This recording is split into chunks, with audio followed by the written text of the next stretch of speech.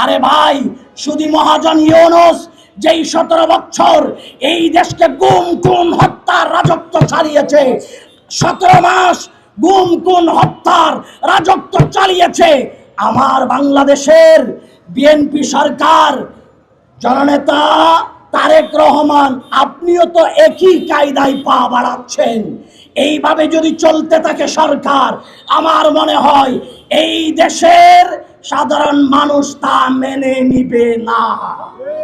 যদি আপনি দেশের শান্তি চান, তাহলে মাননীয় প্রধানমন্ত্রী, আপনার কাছে বিনয়ের আহ্বান, শুধু মহাজন ইউনূস এই দেশের শিশুদের হামের টিকা না মেরে যেগুলো বিভিন্ন সন্ত্রাসী জনগোষ্ঠীকে অর্থ মন্ত্রণালয়ের অর্থ বরাদ্দ দিয়েছে, ওই শুধু ইউনূসের বিরুদ্ধে আন্তর্জাতিক আদালতে মামলা করার দরকার। এবং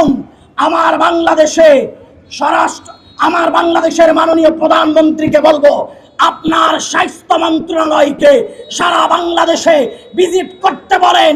যেইভাবে হাম রোগে আক্রান্ত হয়ে এই পর্যন্ত 400 শিশু মৃত্যুবরণ করেছে, তার দায়ভার কে নিবে?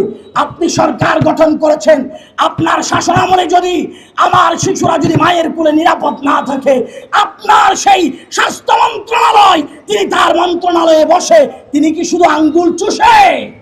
সুতরাং জাতির প্রশ্ন হচ্ছে, যিনি আছে স্বাস্থ্য মন্ত্রণালয়ে, উনি যেন এই বিষয় তদারকি করে এবং মেডিকেল সায়েন্সকে যেন আরো আধুনিক এবং ডেভেলপ করে এই দেশের মানুষের শরীরের সুরক্ষার ক্ষেত্রে যেন স্বাস্থ্য মন্ত্রণালয় গবেষণা এবং চিন্তা ভাবনা করে। এই দাবি বাংলাদেশ ইসলামী যুব সেনা, ছাত্র সেনার জাতীয় প্রেস ক্লাব থেকে করে।